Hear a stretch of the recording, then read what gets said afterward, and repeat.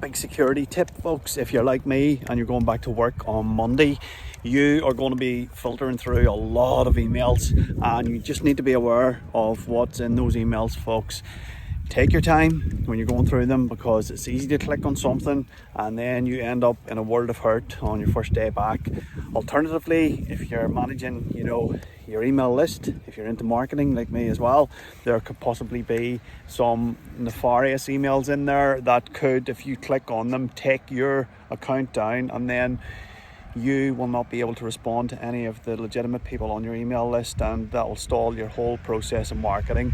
So definitely, just big takeaway, take your time, folks. Yep.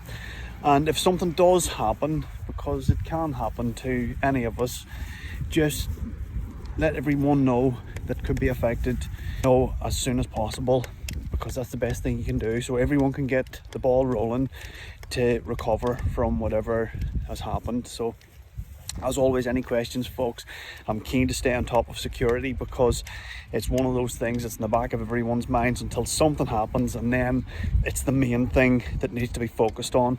So as always, drop them in the comments there. I'll leave this one with you and wish you all the best. Take care. Good luck.